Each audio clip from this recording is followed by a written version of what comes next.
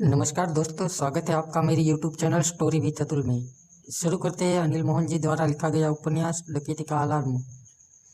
सोनिया आंखों से आंसू पोंछ रही थी। मिसेस सोनिया भोंसले। वानखेड़े का स्वर कुछ और सख्त हुआ। अपना मुंह खोलो। सोनिया के कंधे झुक गए। आंखों में आंसू अभी भी चमकते दिखाई दे रहे थे। उसने अपनी सांसें जैसे रोक ली हो। उसने सिर उठाया और वानखेड़े को देखने लगी, जैसे वो कुछ कहने वाली हो। आपका कहना है कि आपका पति थोड़ी देर पहले उड़ने वाली किसी फ्लाइट में बम लेकर गया है? वानखेड़े बोला।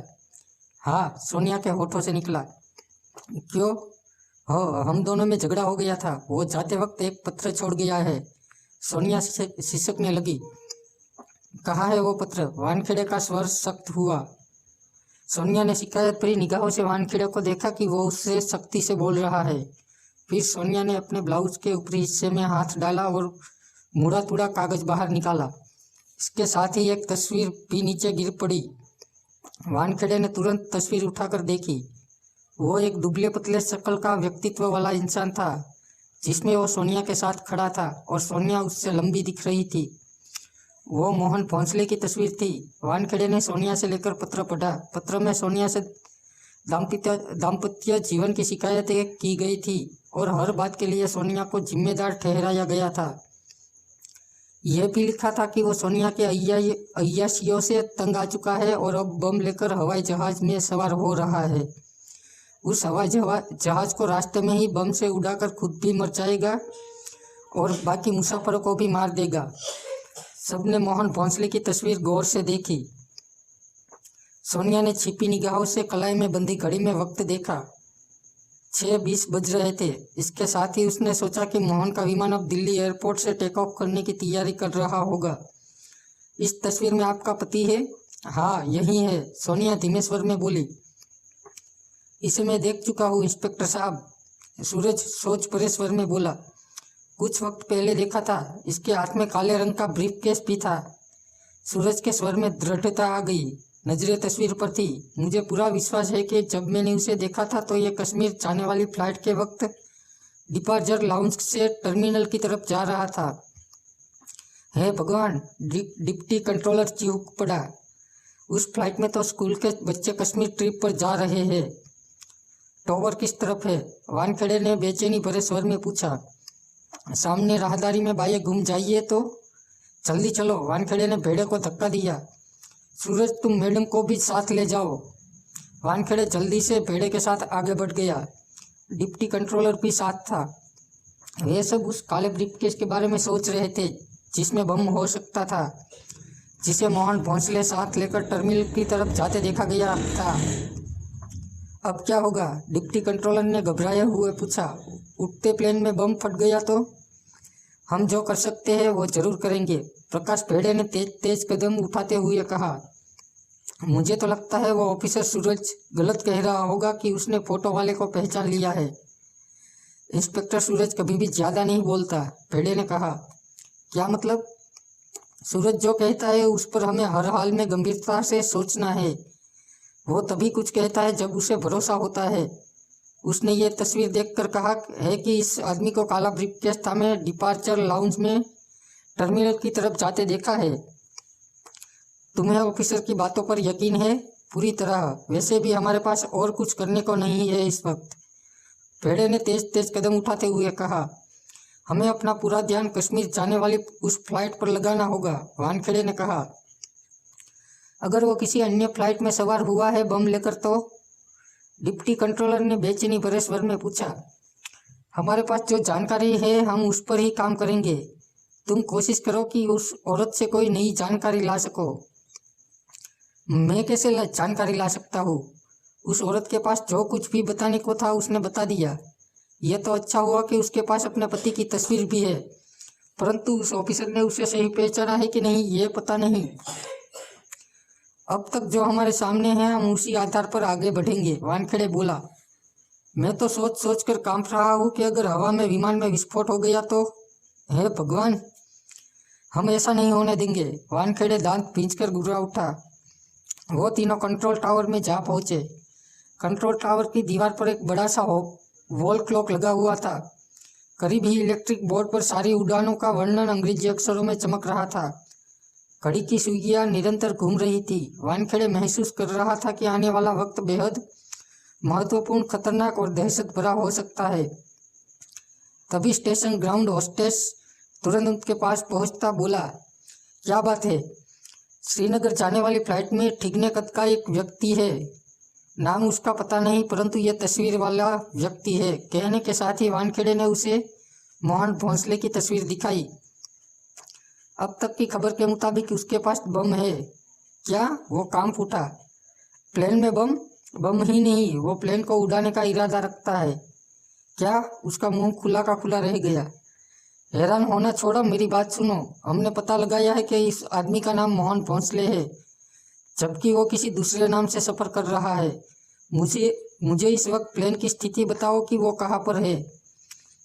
वो प्लेन? कहते हुए उसकी निगाह इलेक्ट्रिक बोर्ड पर जा टिकी और फिर तुरंत ही बोला, 10 मिनट पहले उस प्लेन ने दिल्ली से दोबारा उड़ान भरी है श्रीनगर के लिए। इस वक्त वो प्लेन हवा में है, उसमें बम है। ओह, हमें तुरंत पायलट से बात करनी होगी, डिप्टी कंट्रोलर ने कहा। उसके पास काला ब्रीफकेस है, उसी में बम होगा। वानखेड़े होंठ खींचकर बोला, क्या मैं पायलट से बात कर सकता हूँ? तुम? स्टेशन ग्राउंड कंट्रोलर होस्टेस ने कुछ कहना चाहा। बेशक तुम करो, डिप्टी कंट्रोलर बोला, परंतु तुम उससे क्या बात करोगे? तुम सुन लेना, वक्त बर्बाद मत करो।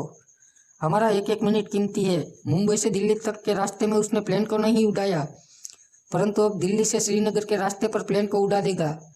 अब तो प्लेन में और भी ज़्यादा यात्री होंगे। दिल्ली से प्लेन में और भी पैसेंजर चढ़े होंगे। जल्दी करो। तभी सोनिया की आवाज़ कानों में पड़ी। वो पलटे तो पीछे सोनिया सूरज के साथ खड़ी थी। मेरी एक बात मानेंगे? सोनिया ने भर्राए हुए स्वर में पूछा। जल्दी कहो। भेड़े ने कठोर निगाहों से उसे देखा। आप इस तरह नाराजगी से मुझसे बात मत कीजिए, सोनिया ने थके स्वर में कहा। मैं जानती हूँ कि आप परेशान हैं, लेकिन इस वक्त मैं आपसे ज़्यादा परेशान हूँ। मेरा पति मेरे से नाराज होकर इतना गलत कदम उठा रहा है। कहिए, आप क्या कहना चाहती है? वानखेड़े ने शांत स्वर में कहा। सोनिया ने घबराए अंदाज में सूखे होठों पर जीभ फेर कर कहा, मोहन बहुत जिद्दी है। वो जो करने की सोच लेता है करके ही रहता है। वो किसी की बात नहीं मानेगा। अगर मेरी उससे बात हो जाए तो मैं उसे संभाल सकती हूँ। वो मेरी बात जरूर मान लेगा और पीछे हट जाएगा अपने इरादे से। तुमसे ही वो नाराज है, तुम्हारी बात क्यों मानेगा? आप समझते नहीं इंस्पेक्टर साहब, हम पति पत्नी हैं। मेरे से जो भी गलती हुई वो जुदा बात है। मुझे पूरा विश्वास है कि मैं ही उसे रोक सकती हूँ, वरना वो प्लेन उड़ा देगा। मुझे उससे बात कर लेने दीजिए, सोनिया के स्वर में आग्रह था।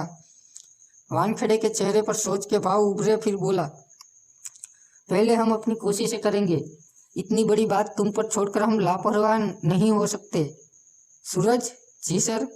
मैडम के साथ एक तरफ बैठ जाओ। मैडम की ज़रूरत का ध्यान रखो, वानखेड़े ने कहा।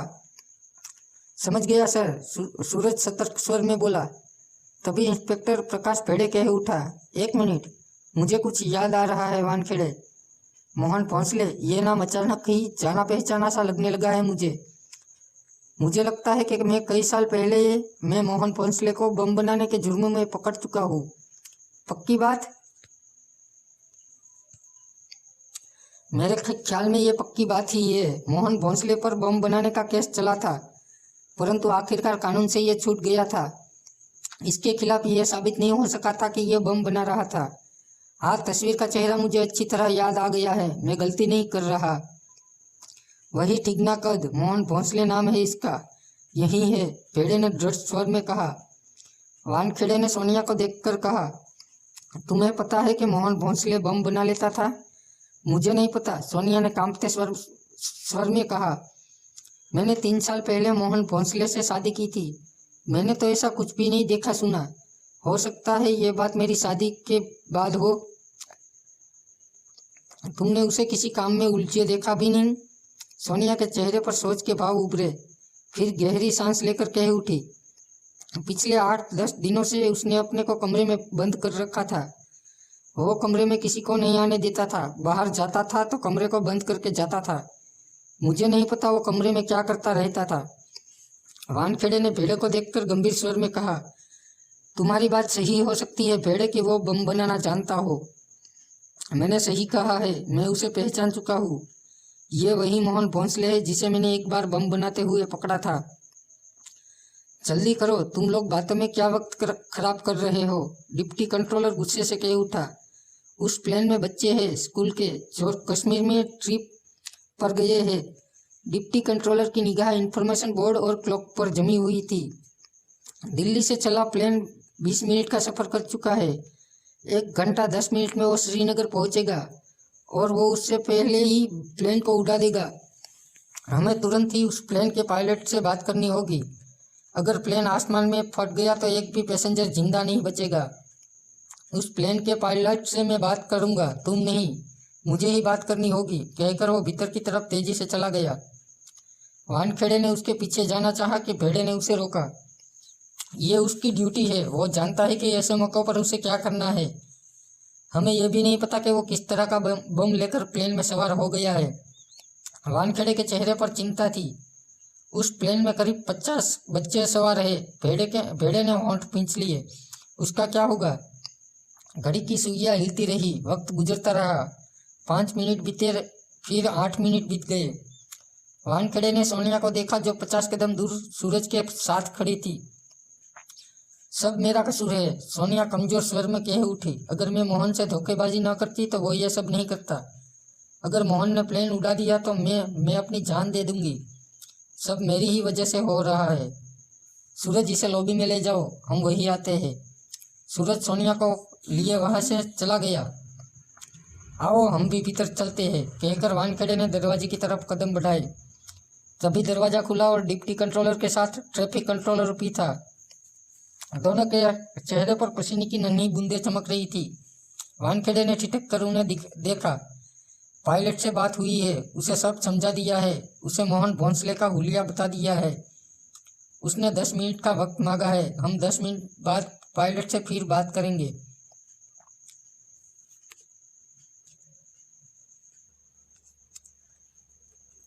प्लेन के सीनियर पायलट विवेक मल्होत्रा के चेहरे पर घबराहट नाच रही थी।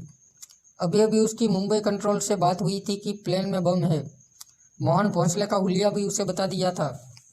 प्लेन को सह पायलट के हवाले करके वो प्लेन में बैठे पैसेंजर की तरफ चक्कर लगाकर मोहन भोंसले के हुलिये के आधार पर पहचान भी चुका था। इस बात को 4 मिनट बीत चुके थे। वो इसी चिंता में था कि बम फट जाएगा तो क्या होगा। मोहन भोंसले को उसने निश्चित बैठे देखा था। वक्त कम था और पायलट को तुरंत फैसला लेना था। सुनो, विवेक मल्होत्रा ने केबिन क्रू के सदस्यों को सारे हालात बता दिए थे। उन सबके चेहरे फक थे। मोहन भोंसले नाम के आदमी के पास काला ब्रीफकेस है, उसी में बम है। तुम में से कोई एक जाए और वहाँ वो ठीकना आदमी बैठा है उसके ऊपर की बैग रखने की जगह को या उसकी उल्टी तरफ वाली जगह को चेक करो और काला ब्रीफकेस ढूंढो। उसे शक नहीं होना चाहिए कि हम क्या कर रहे हैं। उसे यही लगे कि हम रूटीन के अपने किसी काम में व्यस्त है। प्लेन में केबिन क्रू के 4 सदस्य थे। अगर वो काला ब्रीफकेस हमें मिल जाता है तो उसका हम क्या करेंगे? सीनियर होस्टेस ने पूछा। उस ब्रीफकेस को खोलने या भीतर झांकने की हिम्मत हम नहीं कर सकते, पायलट ने कहा। कोई और खतरा मोल न लेते हुए किसी तरह उस ब्रीफकेस को प्लेन से बाहर फेंकना होगा। तुरंत जल्दी जाकर देखो। वही सीनियर सिटीजन होस्टेस पर्दा हटाकर प्लेन की यात्रियों की तरफ बढ़ गई। पायलट और बाकी तीनों क्रू व्याकुलता से खड़े रहे। क्रू के मेंबरों में 2 लड़के और 2 लड़कियां थी। 3 मिनट बाद सीनियर होस्टेस लौट आई। उसने बताया कि वहाँ कोई भी काला ब्रीफकेस नहीं है। हमें ट्रैफिक कंट्रोलर से खबर मिली है कि उसके पास काले ब्रीफकेस में बम है, पायलट चिंता भरे स्वर में बोला। मैंने अच्छी तरह देखा है सर, सीनियर होस्टेस ने विश्वास भरे स्वर में कहा। हमारे पास ज़्यादा वक्त नहीं है, पायलट ने फ्लाइंग स्टीवर्ड युवक से कहा। तुम उसे बहाने से यहाँ ले आओ। जी, उसका नाम मोहन भोंसले है। समझदारी से काम लेना है, ऐसा कुछ न हो कि यात्री डरे। Yes sir. वो फ्लाइंग स्टीवर्ड तुरंत पर्दा हटाकर यात्रियों की तरफ बढ़ गया। मोहन भोंसले दोनों तरफ की सीटों के बीच के पास किनारे वाली सीटों पर बैठा था। सर, क्रू का वो सदस्य उसके करीब पहुंचकर झुकते हुए धीमे स्वर में बोला। आप जरा 1 मिनट मेरे साथ आएंगे? मैं? क्यों? मोहन भोंसले ने उसकी तरफ देखा। यस सर, आपका नाम मोहन भोंसले है न? क्रू युवक ने पूछा। मोहन भोंसले के चेहरे पर मुस्कान फैल गई, शांत और मीठी मुस्कान। प्लीज सर, युवक ने पुनः कहा। पूछोगे नहीं कि मैं मुस्कुराया क्यों? क्यों सर? क्योंकि मैं किसी दूसरे नाम से इस प्लेन में सफर कर रहा हूँ। कोई नहीं जानता कि मैं मोहन भोंसले हूँ, परंतु तुम्हें कैसे पता? मोहन भोंसले के चेहरे पर बराबर मुस्कान छाई हुई थी। युवक से कुछ कहते न बना। तभी मोहन भोंसले उठते हुए बोला, चलो, मैं ये भी नहीं पूछता कि काम क्या है, वो तो पता चल ही जाएगा। क्रू युवक मोहन भोंसले को लेकर सामने के पर्दे के पीछे खड़े पायलट और अन्य क्रू मेंबरों के पास पहुंचा। सबके चेहरे पर हवाइयाँ उड़ी जा रही थी। मोहन भोंसले के चेहरे पर मुस्कान नाच रही थी। हेलो, पायलट ने फौरन कहा। मिस्टर मोहन भोंसले, मैं इस विमान का पायलट हूँ। मुझे अभी भी मुंबई कंट्रोलर से बताया गया है कि आप विमान में बम के साथ सफर कर रहे हैं। मोहन भोंसले मुस्कुराता रहा, उन्हें देखता रहा। आपके पास काले ब्रीफकेस में बम है, परंतु वो ब्रीफकेस हमें नहीं मिला। पायलट ने अपनी आवाज़ को संभालते हुए कहा, हम आपसे हाथ जोड़कर रिक्वेस्ट करते हैं कि प्लेन में धमाका ना करें। करीब 150 पैसेंजर विमान में है, 50 तो बच्चे हैं स्कूल के। इतने लोगों की जान लेकर आपको क्या मिलेगा? ऐसा मत कीजिए और बम को बेकार कर दीजिए। मैं आपको विश्वास दिलाता हूँ कि कानून आपको बहुत कम सजा देगा। वो काला ब्रीफकेस कहाँ पर है मिस्टर भोंसले? तुम क्या सोचते हो, मैं बता दूंगा? मोहन भोंसले का एक गंभीर दिखने लगा। बात को समझो, तुम्हें इतने लोगों की जान लेने का कोई हक नहीं है, पायलट ने समझाने वाले स्वर में कहा। मुझे हर बात का हक है, ऐसा मत कहो। तुम इतने लोगों की जान के साथ खिलवाड़ नहीं कर सकते। मैं सब कुछ कर सकता हूँ। मोहन भोंसले गंभीर दिख रहा था। किसी ने तुम्हारा क्या बिगाड़ा है? आखिर तुम चाहते क्या हो? मैं अपनी जान दे देना चाहता हूँ। वो तो तुम किसी और ढंग से भी दे सकते हो। दूसरे लोगों की जान क्यों?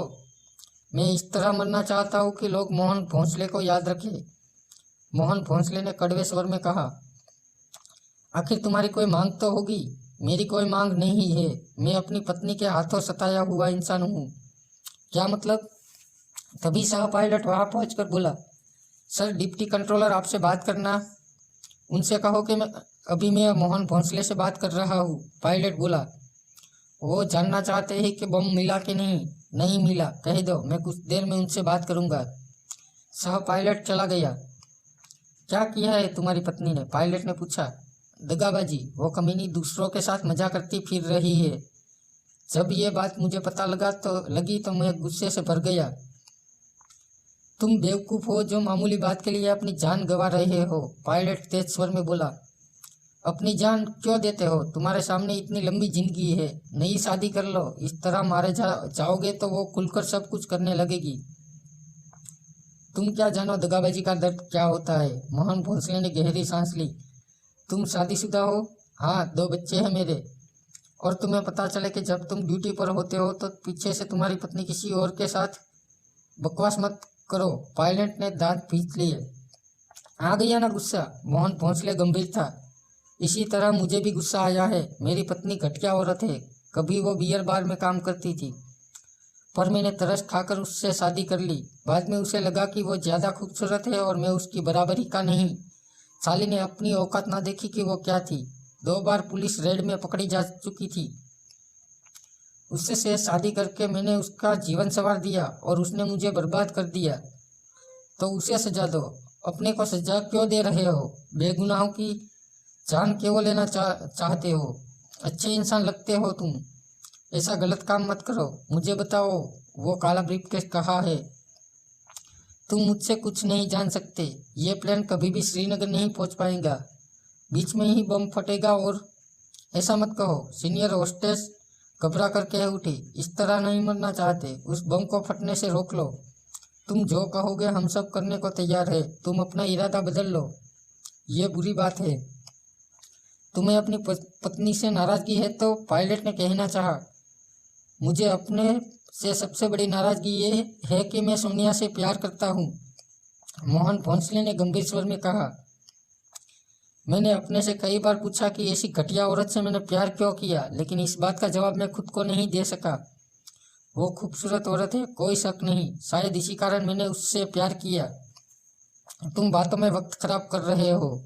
उस बम को बंद करो, नहीं तो विमान में ब्लास्ट हो जाएगा। ब्लास्ट ही तो करना है, यही मेरा बदला होगा सोनिया से, मोहन भोंसले खतरनाक स्वर में कह उठा। सूरज सोनिया को वापस खुले लाउंज में ले गया था। वही दोनों ग्राउंड होस्टेज मौजूद थी। सोनिया सोफे पर जा बैठी थी। तभी वानखेड़े और इंस्पेक्टर प्रकाश भेड़े भी वहां आ पहुंचे। प्लेन के पायलट से बात हुई? सूरज ने पूछा। डिप्टी कंट्रोलर साहब विमान से बातचीत कर रहे हैं, प्रकाश भेड़े ने गंभीर स्वर में कहा। वो व्याकुल नजर आ रहा था और यही सोच रहा था कि अगर प्लेन में बम ब्लास्ट हो गया तो ये दिल दहला देने वाली घटना हो जाएगी। क्या सोच रहे हो? वानखेड़े ने भेड़े से पूछा। मैं क्या सोचूं? कुछ समझ में नहीं आता।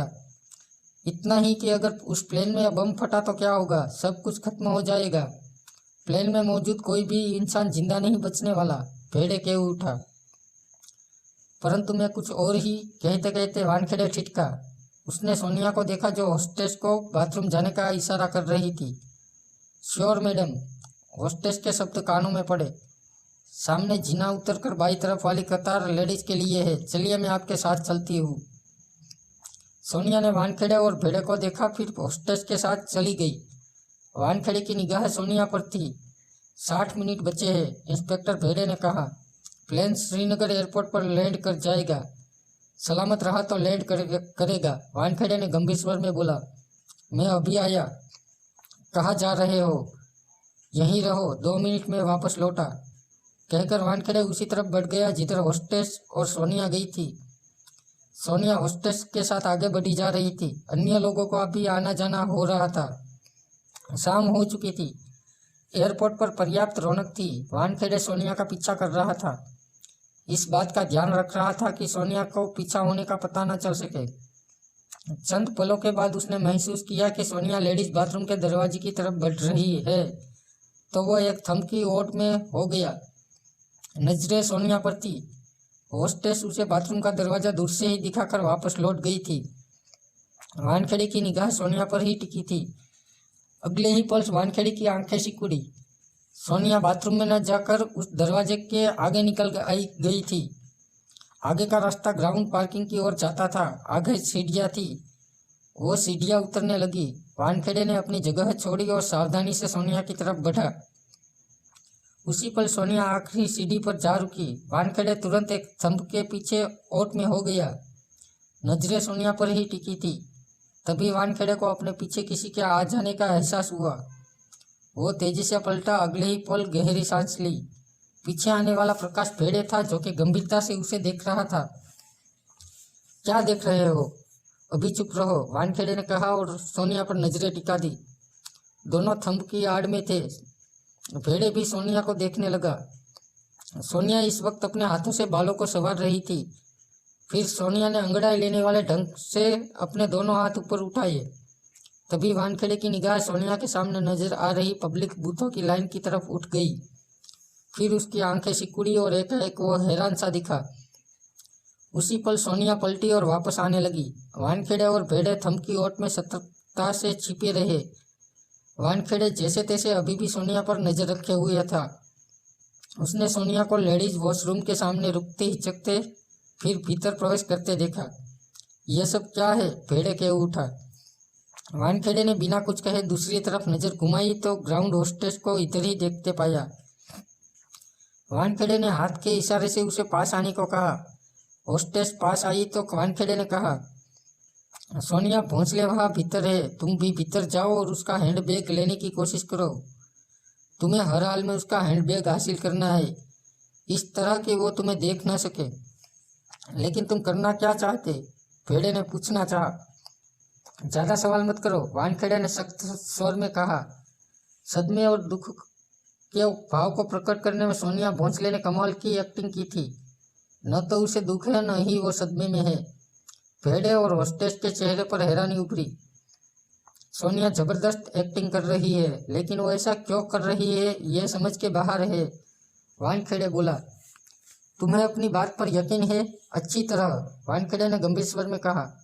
जब मैंने उसकी नब्ज पर उंगलियां रखी तो नब्ज किसी स्वस्थ इंसान की तरह नॉर्मल चल रही थी, जबकि देखने में वह थर थर कांप रही थी, जैसे उसे सर्दी लग रही हो। लेकिन उसका शरीर ठंडा नहीं था। वो प्लेन में बम होने का ड्रामा कर रही है।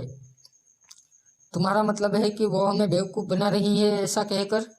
हाँ, वो ऐसा क्यों करेगी? मैंने पहले ही कहा है कि मैं नहीं जानता कि किस वजह के तहत वो ऐसा कर रही है, लेकिन प्लेन की लैंडिंग से पहले इस बात का जवाब मिलना बहुत ज़रूरी है। वक्त खराब ना करो। उसका हैंडबैग। जाओ रोमा, इंस्पेक्टर वानखेड़े जो कह रहा है वैसा ही करो। रोमा नाम की होस्टेस फौरन चली गई। प्लेन की यात्रियों में कोई वीआईपी नेता या अभिनेता तो नहीं है? वानखेड़े ने पूछा। ऐसा कुछ नहीं है, सब साधारण लोग हैं। 50 स्कूल के बच्चे अवश्य फ्लाइट में मौजूद है। तो फिर सोनिया भोंसले आखिर चाहती क्या है? वानखेड़े ने सोच भरे स्वर में कहा। क्या स्कीम बनाकर आई है वो? अभी तक इस मामले में 3 लोग सामने आए हैं। 3 लोग? भेड़े ने वानखेड़े को देखा। लेकिन हमारे सामने तो सोनिया ही। दूसरा वो जो प्लेन में है, सोनिया का पति मोहन भोंसले। और तीसरा वो उधर बूथ में था, फोन बूथ। भेड़े की निगाह सीढ़ियों के पार फोन बूथ की तरफ उठी। सोनिया तब आखिरी सीढ़ी पर खड़ी थी जब उसने अंगड़ाई ली थी। तब एक बूथ में एक आदमी मौजूद सोनिया को ही देख रहा था। अंगड़ाई लेते ही उसने सिर हिलाया और रिसीवर उठाकर नंबर मिलाने लगा था। तीसरा कौन हुआ? तीसरा वो जिसे फोन बूथ वाले ने फोन किया। मतलब कि चौथी सोनिया है। हाँ, तुमने तभी क्यों नहीं कहा? फोन बूथ वाले को हम आसानी से पकड़। तब तो सारा खेल खराब हो जाता। हम सोनिया का भी मुंह खुलवा सकते हैं, परंतु अभी हमारे पास समय बाकी है और मैं जान लेना चाहता हूँ कि यह सब क्यों किया जा रहा है। तुम्हारा ख्याल है कि प्लेन में बम नहीं है?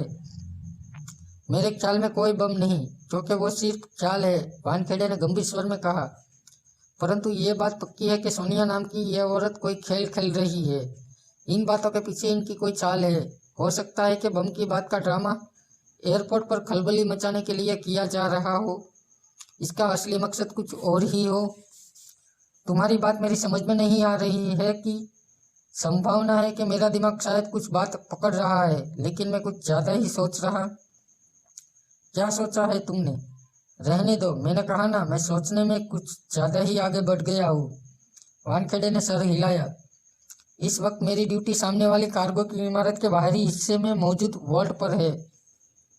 मुझे विभाग की तरफ से बताया गया है कि उसमें 500 करोड़ का सोना रखा गया है, जो कि कल दोपहर तक वहाँ रहेगा। यूं ही मेरे दिमाग में आ गया कि कहीं कोई लोग उस पर हाथ डालने की चेष्टा तो नहीं कर रहे, लेकिन ऐसा संभव नहीं हो सकता। सेफ्टी वॉल्ट पर सख्त पहरा है। ये एयरपोर्ट जैसा एरिया है, कोई बेवकूफ़ ही गोल्ड लूटने की सोचेगा। सेफ्टी वॉल्ट में 500 करोड़ का सोना रखा हुआ है? इंस्पेक्टर प्रकाश भेड़े ने सोच भरे स्वर में कहा।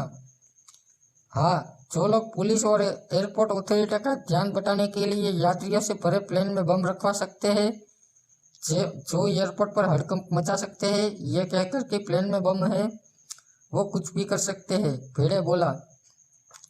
वानखेड़े ने भेड़े को गहरी निगाहों से देखा। तुम तो मेरे से भी ज़्यादा सोचने लगे। गोल्ड को लूटा नहीं जा सकता, वानखेड़े ने कहा। इस वक्त के हालात देखकर कह सकता हूँ कि एयरपोर्ट पर कभी भी कुछ भी हो सकता है। तुम्हारा मतलब कि सोनिया इतनी बड़ी साजिश रच सकती है? पता नहीं, एकाएक भेड़े ने गहरी सांस ली।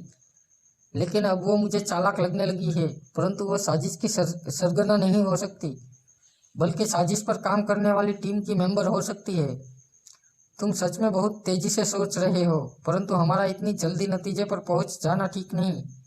10 गनमैन इस वक्त वॉल्ट की हिफाजत कर रहे हैं। जगह जगह सिक्योरिटी है। परिंदा भी पर नहीं मार सकता। अगर कोई पर मारने की फिराक में है तो मारेगा। वानखेड़े के होठ भींच गए। लेकिन ऐसा कुछ नहीं होने वाला। कहते कहते वानखेड़े ठिठका। उसने रोमा नाम की होस्टेस को सोनिया के हैंडबैग के सामने आते देख लिया था। रोमा पास आई। वानखेड़े ने उससे हैंडबैग लिया और बीच में से सोनिया का पहचान पत्र निकाला। उसका पता पढ़ने के बाद मोबाइल निकाला और नंबर मिलाने लगा। चेहरे पर गंभीरता थी। पास खड़ा इंस्पेक्टर भेड़े कह उठा, किस चक्कर में हो? जो काम पहले ही कर लेना चाहिए था वो अब करने जा रहा हूँ। वानखेड़े ने फोन कान से लगाया। कौन सा काम? वानखेड़े खामोश रहा कि तभी फोन द्वारा उसके कानों में युवती की आवाज पड़ी। हेलो, आवाज में नींद भरी थी। मुक्ता, वानखेड़े ने कहा, इस वक्त कहाँ हो तुम? ओह सर, सब में इंस्पेक्टर मुक्ता लेले की आवाज में अब सतर्कता थी। मैं घर पर हूँ, नींद में हूँ।